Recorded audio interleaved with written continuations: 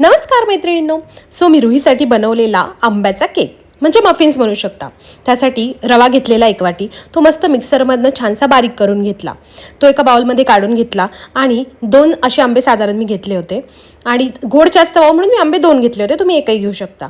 आणि दुसरं मी काही साखर ॲड करणार नाही म्हणून आंबे 2 घेतले होते. त्यानंतर त्याची छानशी अशी प्युरी करून घेतली आणि ती त्या रव्यामध्ये मिक्स केली. त्यामध्येच मी थोडंसं साधारण अर्धा वाटी टाकलं, ते पण व्यवस्थित मिक्स करून घेतलं आणि त्यातच आपलं घरगुती जे तूप असतं ते साधारण 3 ते 4 चमचे टाकलं. तुम्ही तेलही टाकू शकता, मी आपलं घरचं तूप टाकलेलं. ते मस्त व्यवस्थित हलवून घ्यायचं आणि साधारण 15 ते 20 मिनिटं चांगलं झाकून ठेवायचं, म्हणजे रवा चांगला फुलतो आणि मग करायला गेल्यावर ते छान फुलतात.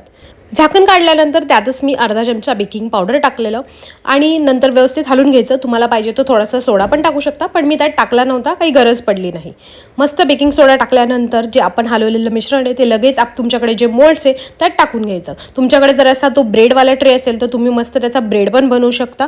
माझ्याकडे असे छोटे छोटे मोल्ड होते आणि मला एअर फ्रायरमध्ये बनवायचं होतं म्हणून मग मी या छोट्या मफिन्समध्येच टाकलं. याच्यात टाकल्यानंतर एअर फ्रायरमध्ये साधारण 180 डिग्री सेल्सिअसवर 7 मिनिटाच्या आत हा बनवून रेडी होतो. ओव्हनमध्ये बनवणार असाल तर 10 ते 15 मिनिटं लागतील आणि एअर फ्रायरमध्ये 7 मिनिटाच्या आत रेडी होतो.